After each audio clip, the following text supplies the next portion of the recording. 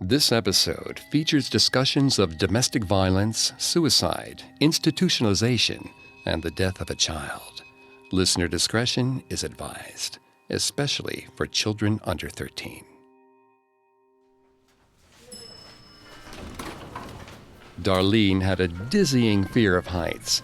Even the thought of a skyscraper was enough to dim the edges of her vision and loosen the joints in her knees. But the desk clerk at the Chelsea Hotel had placed her on the 8th floor and had no interest in transferring her. She was too rattled to protest, so she slunk to the elevator and held her breath on the ride up. Each pause felt like a new freefall. As she left the elevator, a rush of nerves hit her hard. Someone placed their hand on her shoulder to steady her. Her name was Clara, and she wanted to help. Darlene declined, but Clara wouldn't let go. Her gauzy violet shirt kissed Darlene's skin as she gently squeezed her shoulder. Clara claimed that she had the perfect cure for Darlene's nerves. She would take Darlene to her sitting room. She called it a purple palace that cured all ills. Darlene offered a tight smile and tried to walk away. This was New York, after all. Don't make eye contact, and they'll leave you alone. Clara's grip tightened further, and she forced Darlene to return her gaze. Her eyes glinted. They were a brown, so dark it was almost black. Darlene did need to rest. A kind stranger was offering to help her. She could be amenable. A distracted-looking bohemian type bumped into the two, and Darlene shook her mind free from Clara's hold. She didn't want to go with this strange woman. She tried to turn towards her door. Even the view out an 8-story window seemed better than Clara's beady gaze. Clara plied her with words like comfort and safety. In a new city, the world could feel so frighteningly large. The womb would help with that. It would shrink the entire universe down to a more manageable size. Darlene opened her mouth to acquiesce, but she couldn't speak. There were webs in her throat. They spilled out of her mouth in long silver tendrils, sticky and strong.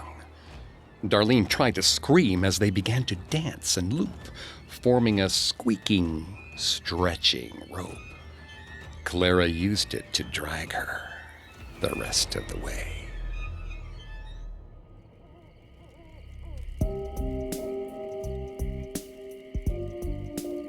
Welcome to Haunted Places, a Parcast original. I'm Greg Polson. Every Thursday, I take you to the scariest, eeriest, most haunted, real places on Earth.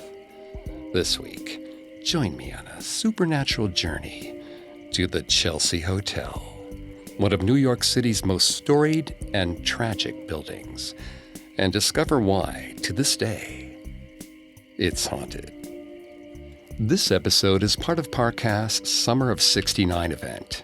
July 22nd through August 9th, all your favorite Parcast shows are teaming up to commemorate the 50th anniversary of a landmark summer in American history, the summer of 1969. From the Manson murders to the moon landing, we're diving deep into the summer America hit a boiling point with 23 special episodes across 16 different Parcast originals. We'll be digging into the fallout of MLK's assassination, a wide-reaching LSD cult, and rumors of a Kennedy family cover-up. You can find these specials and more all on our new Parcast Presents feed on Spotify or anywhere you listen to podcasts. At Parcast, we're grateful for you, our listeners. You allow us to do what we love.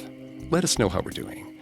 Reach out on Facebook and Instagram at Parcast and Twitter at Parcast Network. And if you enjoyed today's episode, the best way to help us is to leave a 5-star review wherever you're listening. It really does help. We also now have merchandise. Head to parcast.com/merch for more information.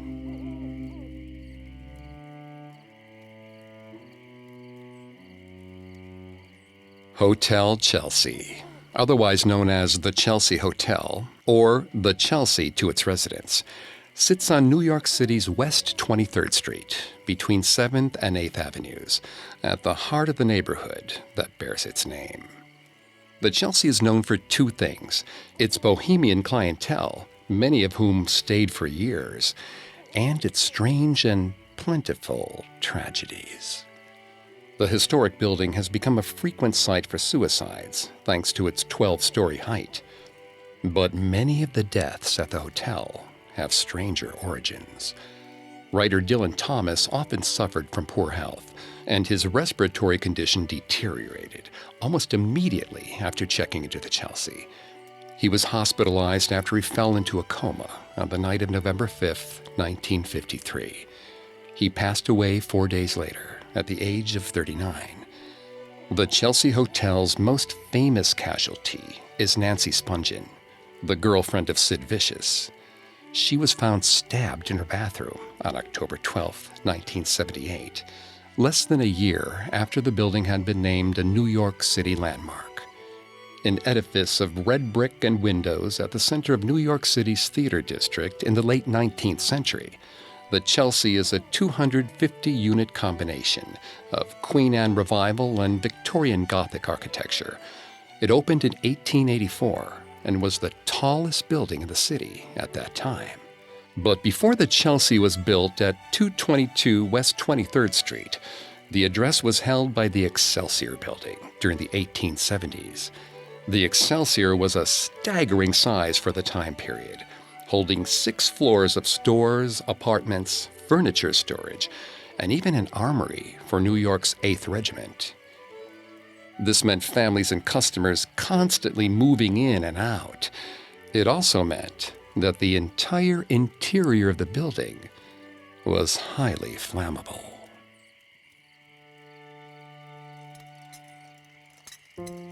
Thomas Murphy loved his job. He took pride in forging weapons and other equipment for the 8th Regiment of the Union Army, but he enjoyed his profession even more, knowing that his handiwork may not ever be needed. The war between the states was now 13 years behind him, but he still relived it in his nightmares. He heard shots and smelled the smoke and blood as clearly as he had all those years ago.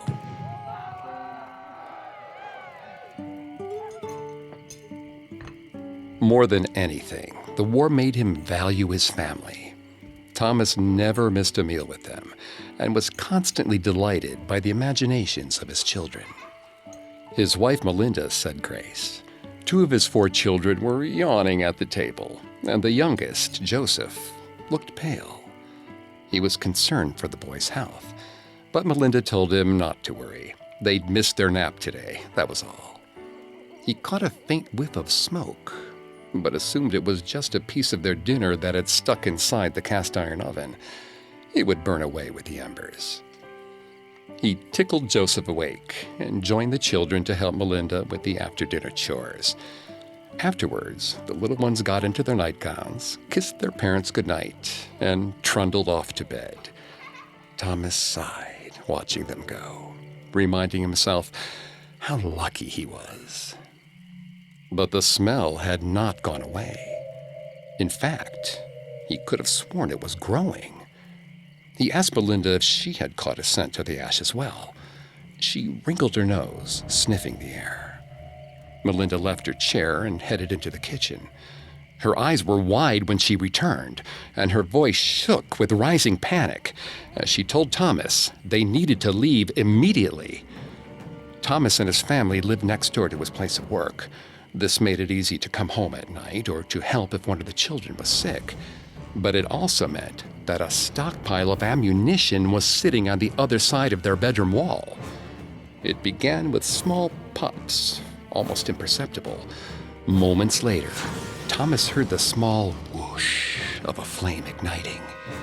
They were out of time. Adrenaline surged through Thomas. He yelled to Melinda, telling her to wake the children, while he ran outside to raise the alarm.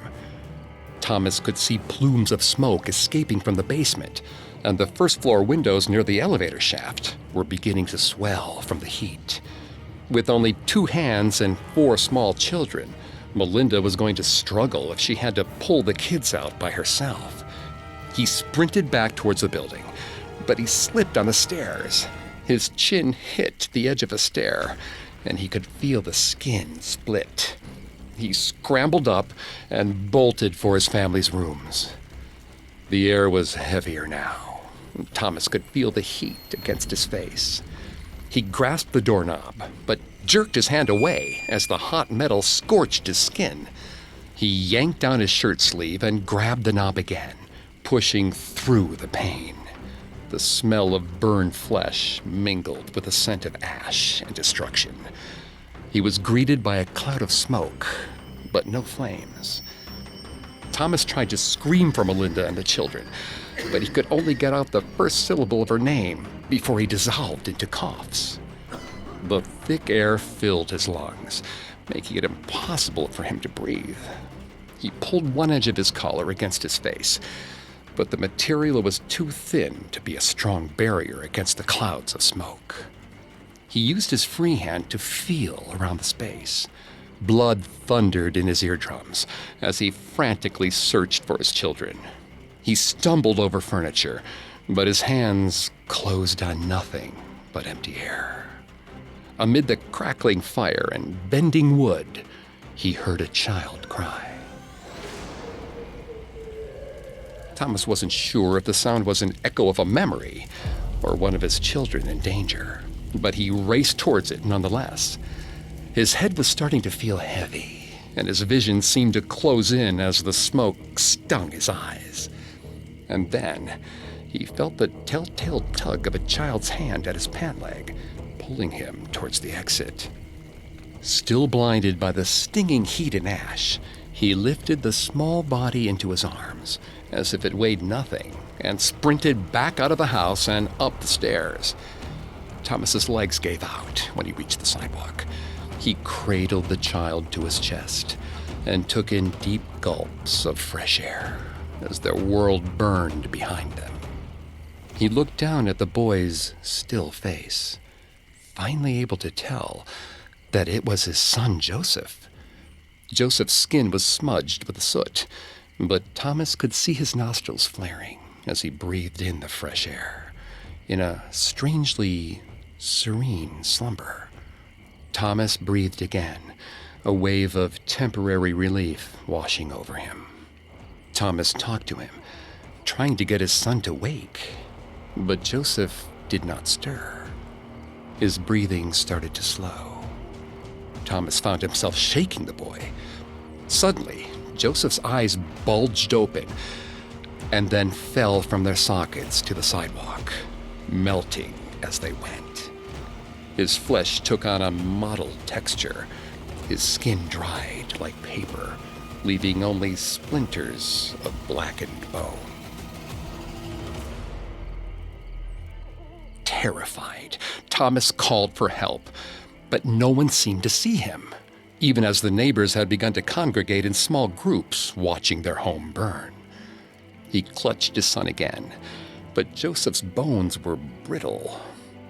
He was not sure how long he laid on the sidewalk, scooping the remnants of the boy back into his trouser pockets. Tears slid down his ash-covered face. A small hand patted his head. Thomas turned and recoiled in shock. There was Joseph, covered in soot, but bright-eyed. Thomas hugged the boy tightly as explosions filled the sky.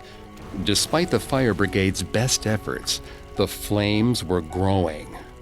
Thomas could feel that familiar heat against his cheeks again. He took hold of Joseph's hand and instructed him to follow closely. Thomas took 2 steps toward the street, but Joseph lingered, frozen. Thomas followed Joseph's pointed finger to the smoldering ruins of the church next door. The cathedral's brilliant white marble was slowly being covered by a dark snowfall of ash and embers. The interior of the church was now visible, along with the congregation's motto.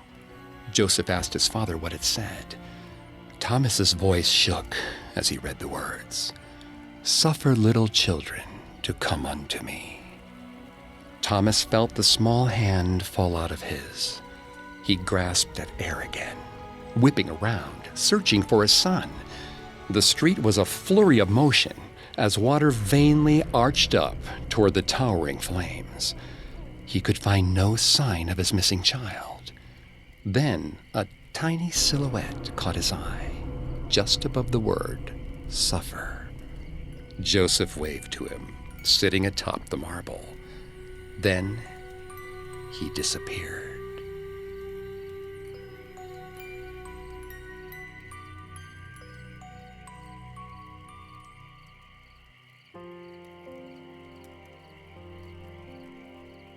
Before it became the illustrious Chelsea Hotel, the same area was home to the Excelsior Building, a complex owned by businessman James Ingersoll.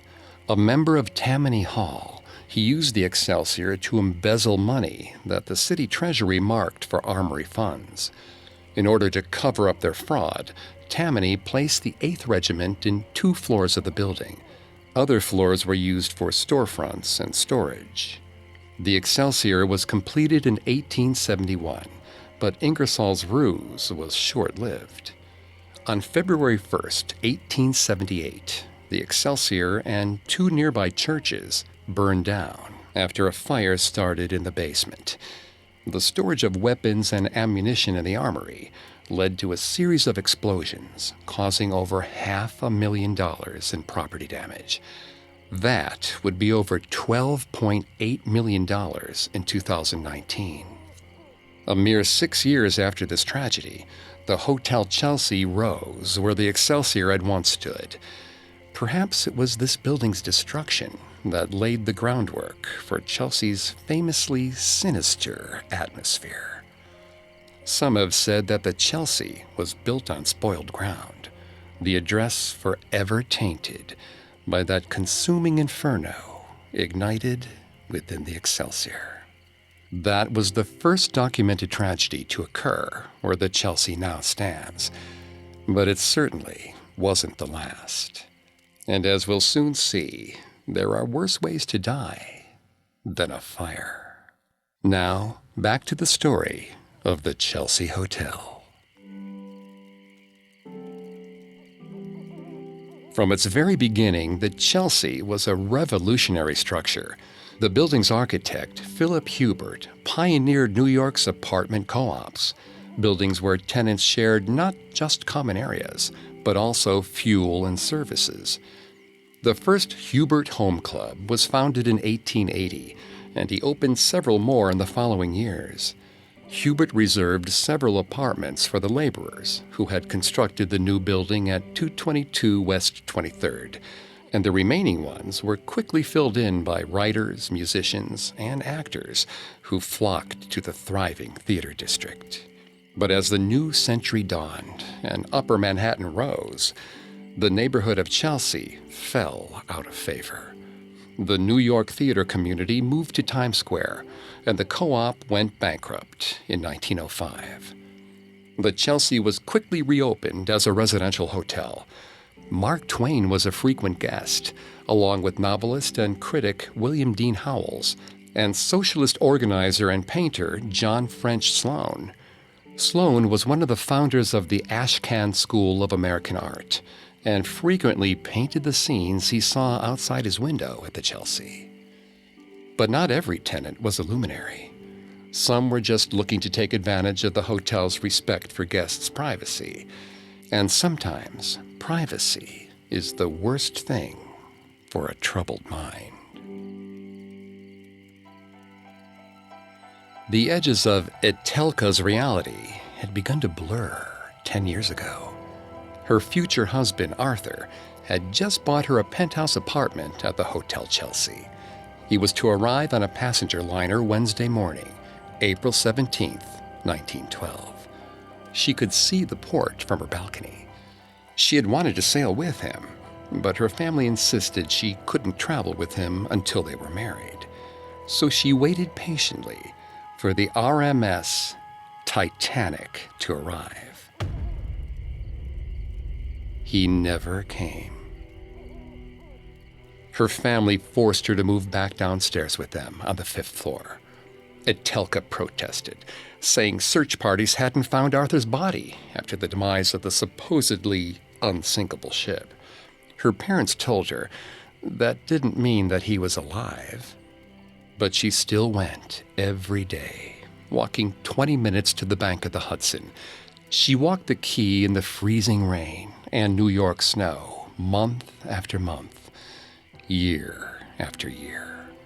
She was closing in on 10 years of waiting, watching, hoping with her whole body and soul.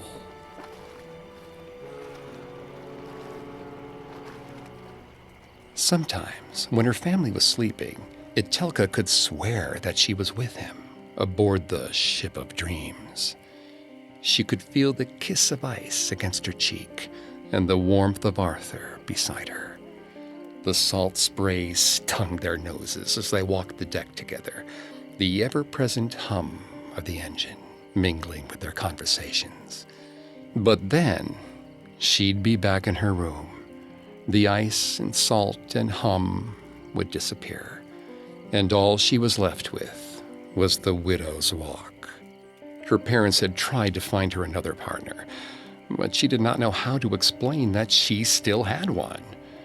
Some part of Arthur was with her, even now. She did not need another suitor or another apartment. She needed to stay here in case he came. She even warned the new occupant of the penthouse that Arthur might come looking for her. The woman had doubted her.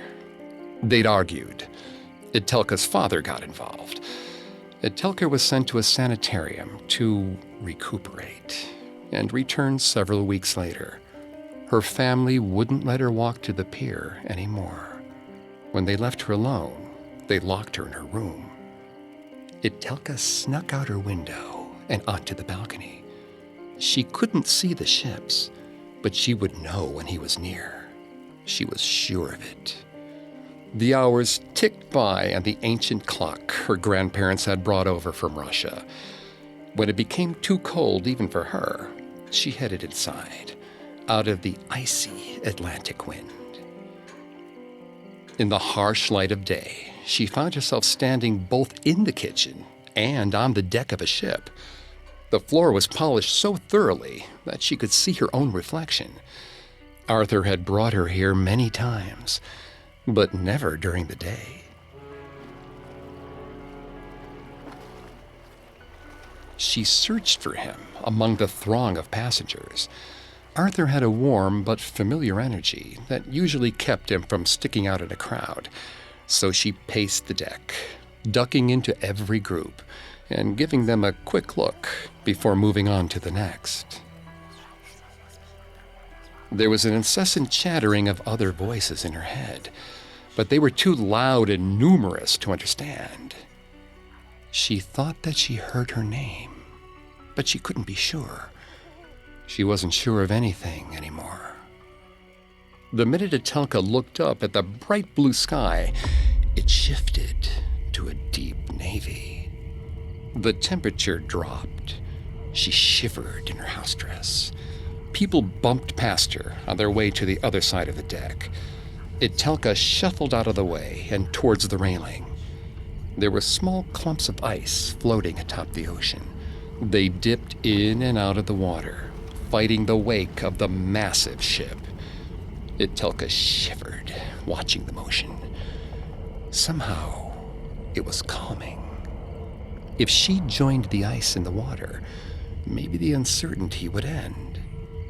As the thought passed through her mind, she felt her left hand begin to freeze.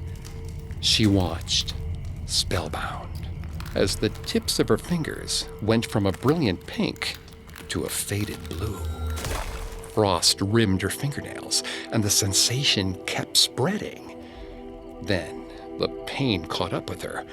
Her hand weighed her down, buzzing with agony, red hot, and bitingly cold, all at once. She raced around the deck, looking for some sort of relief. Salvation came in the form of a fire axe. She seated herself on the ground and raised the axe as her hand throbbed and burned.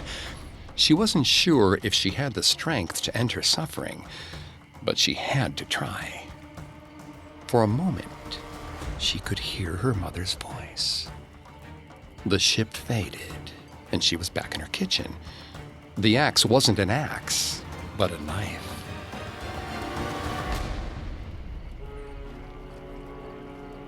In an instant, it was gone again. Her fingers were turning black. She had to do this now, or she could lose the rest of her body.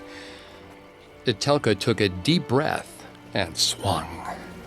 The first swing severed part of the injured hand, but there were still several spots where the two were connected, and the ice was creeping along them, seeking out her heart, wanting her to forget Arthur, forget herself. Etelka raised the axe again and brought it down. Etelka looked up. It should have hurt, but she felt free, safe for the first time in years. She blinked. Arthur stood by the railing. She couldn't believe it. Her legs were trembling as she stood up. She hid her mangled left wrist behind the folds of her dress. She did not want Arthur to see what had become of her in his absence. He smiled at her serenely, offering his elbow for her to take. She declined, embarrassed at what she'd done, but she still took her place alongside him. The deck disappeared. They were in the penthouse. They were home. Arthur told her not to worry. All she had to do was reach out to him, and he would bring her back to that ship of dreams, and they could spend eternity together. Etelka gave him her hand. They left the kitchen far behind, and she felt her feet touch the polished deck once more. A wave of panic moved through the few stragglers still on deck. Ice was starting to form on the railings. She asked Arthur where they were. He told her that she already knew. She loved Arthur. He had been her world, and everything else had fallen away in his absence. But as she stood next to him in the cold, she felt the waves and pull of the darkness below. She was in his arms, but she felt alone. This wasn't what she wanted, and for the first time, she was sure. The push of the ice threw her and Arthur to the ground. Etelka knew what came next. The hull would begin to crack. She raced towards the lifeboats, but they passed through her. Her mother's voice called her name. This was all some terrible delusion her mind had dreamed up to help her move on. Escape was possible. Etelka glanced around the ship, searching for something she could not name. She needed a way out. The boat rocked, and Etelka began to slide. She gripped the railing with her remaining hand. Her right arm screamed as it took her full weight. Arthur watched her, impassive. He made no attempt for survival. He was a gentleman. Women and children first. Etelka took a deep breath. She lifted herself up and over the railing. The chunks of ice were much larger now. She was scared. Her mother called her name again. Etelka let go. She should have felt the plunge of the icy water, solid and shocking. But she felt nothing. Just a slide, a squeak, and a world-ending crack.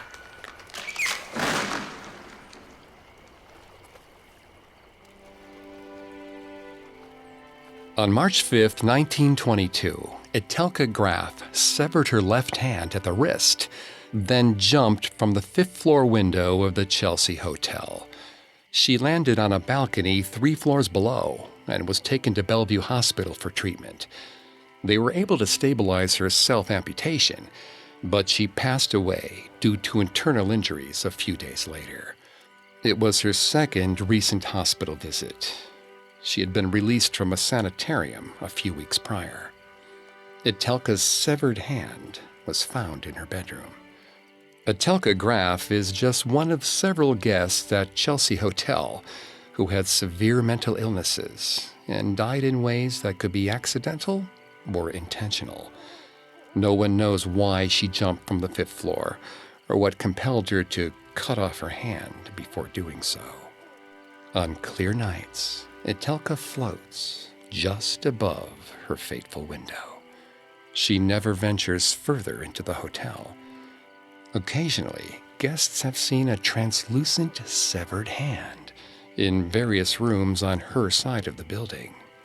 Several guests have referred to the hotel as having a black cloud. It makes people feel hopeless and exacerbates the internal problems that they'd already been dealing with. Sid Vicious described the Chelsea as an artistic tornado of death and destruction and love and broken dreams. It's common for the Chelsea's residents to refer to the hotel as a force of nature, and many claim they could no longer be held responsible for their actions once they pass through its doors. While the public will never have answers as to what happened to Etelka Graf or others like her, one thing does remain clear. Something pinned them to this place, both seducing and torturing them.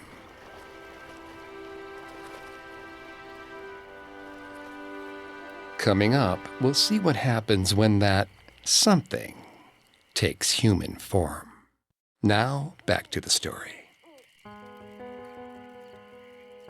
The late 60s and 70s were the very height of the Chelsea's influence on both the New York art scene and art itself. The hotel lobby held works by the godfather of pop art, Larry Rivers, and avant-garde artist Brett Whiteley, and modernist Akbar Podamsey, whose contribution was sold at Sotheby's for $1.4 million in 2011. Monkeys and dogs ran up and down the hotel stairs on break from being trained for the Metropolitan Opera's 1963 production of Aida by resident Katherine Dunham, the choreographer and anthropologist regarded as the matriarch and queen mother of African-American modern dance. One could argue that the 60s and 70s were Chelsea's golden years. You were likely to run into Janis Joplin in the elevator, or Betsy Johnson or Stanley Kubrick, Jim Morrison or Leonard Cohen, Bob Dylan or Patti Smith. You might have even seen Andy Warhol and Edie Sedgwick before she was banned from the hotel for accidentally setting her mattress on fire. While she received one of the Chelsea's rare eviction notices, the rest of the residents weren't particularly fazed by the fire. Most of them were awake in the middle of the night anyway, so they all went downstairs to El Quixote, the restaurant that has existed on the ground floor of the hotel since 1930, until the firefighters finished up. It was nearly impossible to rattle the residents of the Chelsea Hotel. The police frequently raided specific apartments, only for officers to show up later looking to buy weed, LSD, or something stronger. But the murder of 20-year-old Nancy Spungen, the girlfriend of Sex Pistols bassist Sid Vicious, marked a turning point in the casual attitudes of the residents. To say that Sid and Nancy were bad for each other was an understatement. The couple frequently spent days or even weeks abusing heroin and painkillers in their apartment at the Chelsea, number 100. Nancy was confrontational, and though friends described Sid as shy, he demonstrated a volatility when in Nancy's company that often led to mutual abuse. Sometime during the early morning hours of October 12, 1978, Nancy was stabbed. Sid would call down to the front desk at 10 a.m. asking for help. Nancy was already dead in the couple's bathroom. Many of Sid and Nancy's neighbors blamed themselves for not realizing that something was wrong after a guest admitted to hearing female moans the night Nancy was stabbed. But the noise level and even the moans and crying themselves weren't out of the ordinary for any night at the Chelsea.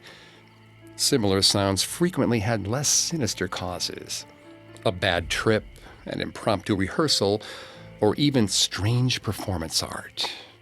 They didn't realize that Spungen was weeping because she was bleeding, and her boyfriend was too high to help her. It was these moments that forced the artistic enclave of the Chelsea to consider what the cost of art actually was. They prided themselves on being a community, but community wasn't as easy as smiling in the elevator or bumming a cigarette.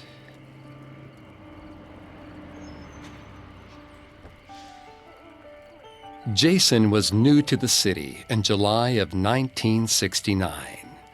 But somehow, as he stepped off the bus, he felt right at home.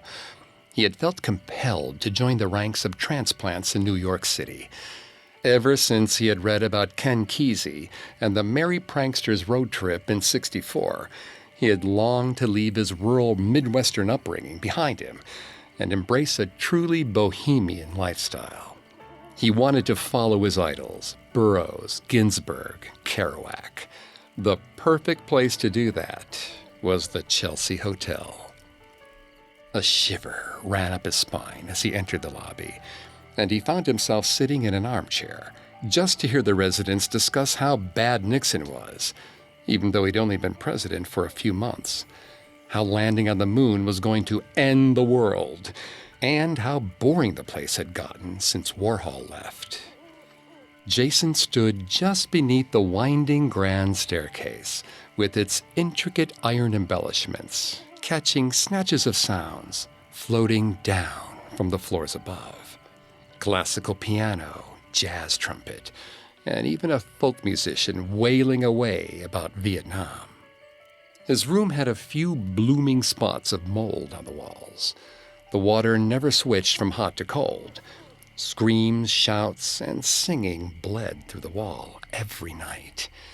It wasn't the Ritz, but this was part of being an artist. Jason couldn't wait to sit down at his typewriter.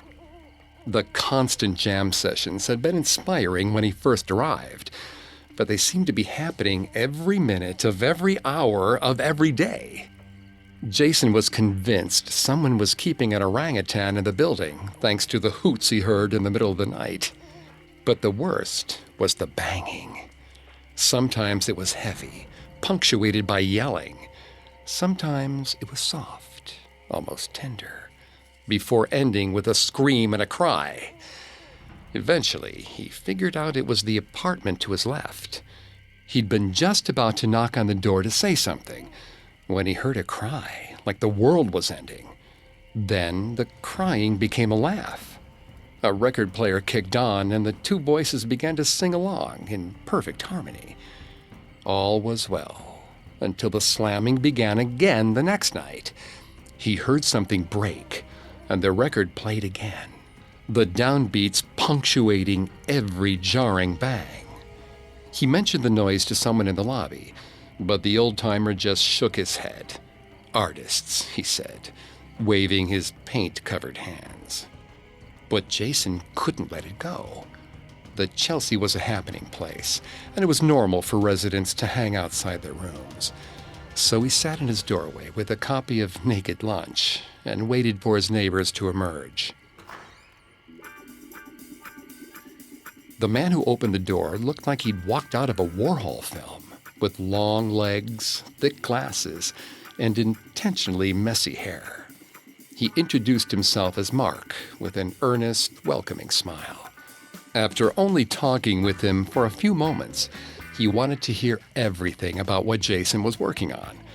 Mark frequently held court with the other tenants in the lobby or in his apartment, and Jason couldn't quite get him to answer what he actually did for a living.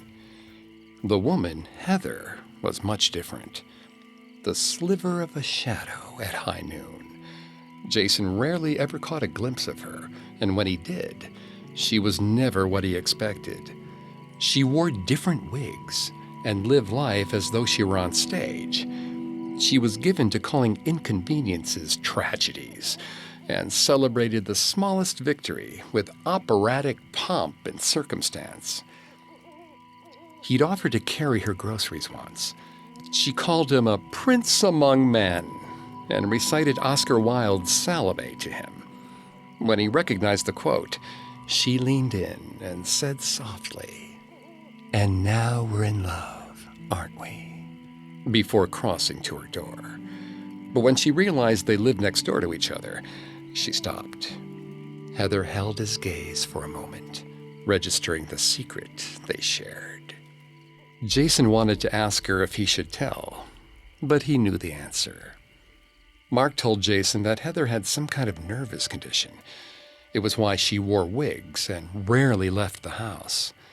She was afraid of people, he said, even when they were harmless.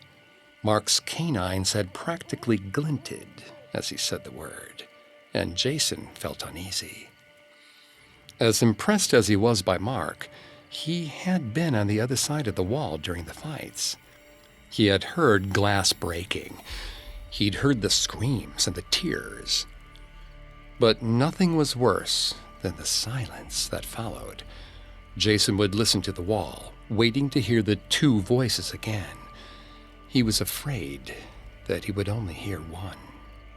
For what felt like ages, he heard nothing, not even the faintest creak of a floorboard. It was like the room next door had simply stopped existing. Jason almost jumped out of his skin at the sound. Someone was at his door. He straightened himself and opened it slowly. There stood Mark with his wolfish smile. He wanted to give Jason a formal tour of the hotel.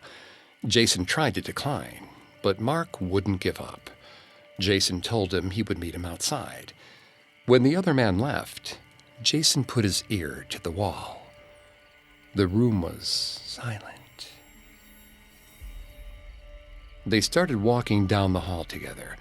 Mark would stop in front of each door, always spouting some rumor about a resident who had occupied the room a few years ago. Jason could almost believe that he wasn't making any of this up. But Mark's eyes kept glancing back down the hall to his own apartment. Jason had been alone with Mark many times before, but this time he noticed how truly remote the Chelsea could be, even when nearly every room had been booked. Jason stopped to peer up the stairs, just to check if anyone else was around.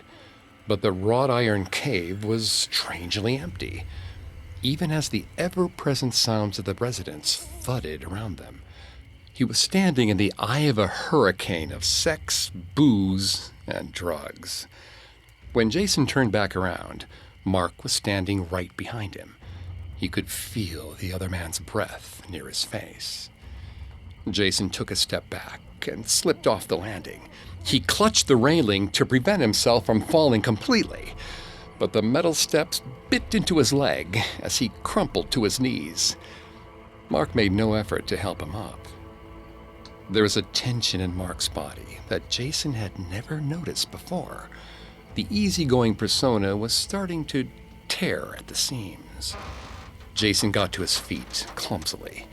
Mark turned back around and headed from the landing to the next set of stairs. Jason walked around him, grateful that he had an easy escape path if he needed it. He hoped he was giving Heather the room to breathe while they were on their disturbing outing. Then he heard her. Mark kept walking, but Jason couldn't. He turned down the stairs and started racing back towards the second floor. He tripped over his own feet in haste. He could hear Mark's footsteps stop at the landing, but he didn't have time to care. An eclectically dressed woman was standing in the doorway of Mark and Heather's apartment. The lemon bar she made had tumbled to the floor, with a broken bottle of wine beside them. Her hands were clapped over her mouth in horror. It wasn't Heather who he'd heard screaming. He knew what that meant, and he didn't want to look. But for Heather, he had to. He put a reassuring hand on the other woman's shoulder and told her to call the police.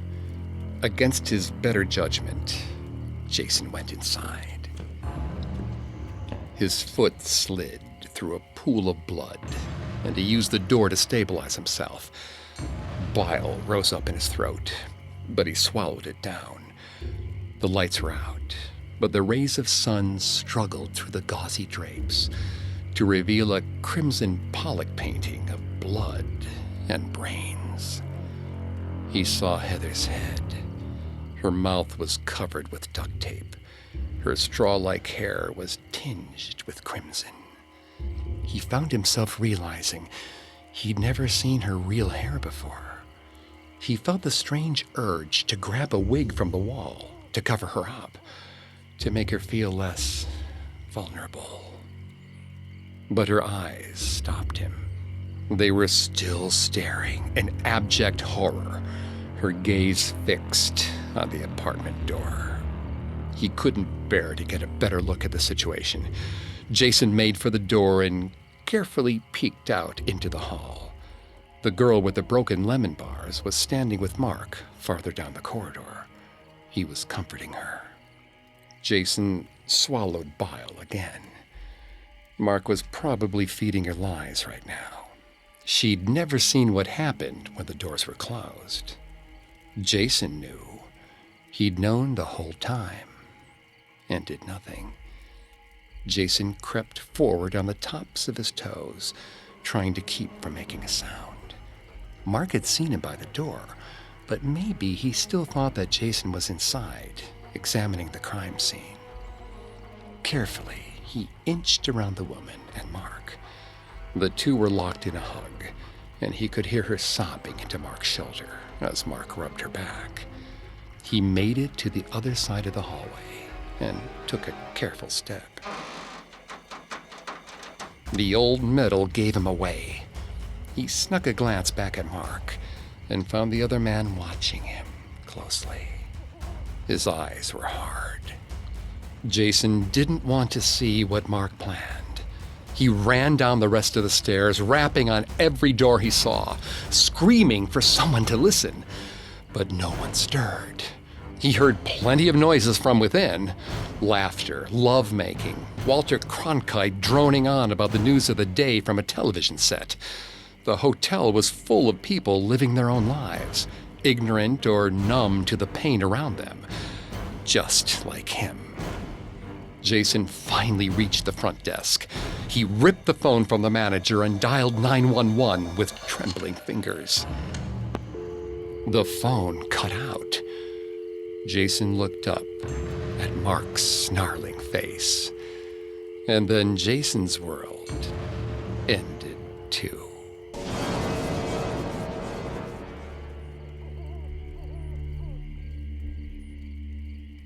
While the death of Nancy Spungen is by far the most famous tragedy at the Chelsea Hotel, Sid and Nancy's stay is by no means the sole incident of domestic violence the location has seen.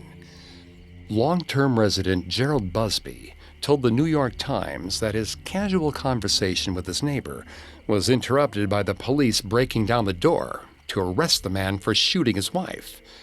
But those are just the bits of violence tied to living people. The sounds of screaming fights can be heard in empty rooms. Doors slam and running feet travel down halls, even on empty floors. Some guests report developing strong feelings of animosity towards their partner that they couldn't explain. Another guest noted that a ghost helped her calm down enough to leave an abusive relationship. Whether or not the Hotel Chelsea is a true vortex for tragedy, it has fallen on difficult times in recent years. A minority shareholder's takeover of the property has left it in disarray since 2010. Tenants have been evicted without prior notice, and rooms have been gutted illegally. Famous art pieces that once adorned the lobby had been removed by management, only to show up at auction soon afterward. The Chelsea stopped taking new reservations in 2011, and the few remaining residents continue to fight to stay in their apartments using New York City's strong tenants' rights laws. But their relationship with their landlords have become increasingly hostile, resulting in injunctions, work stoppages, and lawsuits. The new owners intended for the hotel to open its doors to guests again in 2019, but the website remains shuttered, and as of June 2019, there's been no announcement of an opening date. The renovation appears to be a full overhaul, and one is left to wonder how much of the iconic hotel will actually be left. As poet and tenant Edgar Lee Masters wrote in 1936 in his poem, The Hotel Chelsea, "Anita, soon this Chelsea hotel will vanish before the city's merchant greed. Wreckers will wreck it, and in its stead, more lofty walls will swell. This old street's populous, then who will know about its ancient grandeur, marble stairs, its paintings, onyx mantels, courts, the airs of a time now long ago." It would be one final tragedy for the Chelsea to close permanently, but it might be an even greater one for it to lose the artistic soul and symbolism it holds within the culture of New York City. But it's hard to believe the spirits of the hotel would allow that to happen. Some will visit gently, crossing rooms in the middle of the night and sitting softly on the bed. Others will rage against the dying of the light, keeping the party going long after the last of the current residents have gone.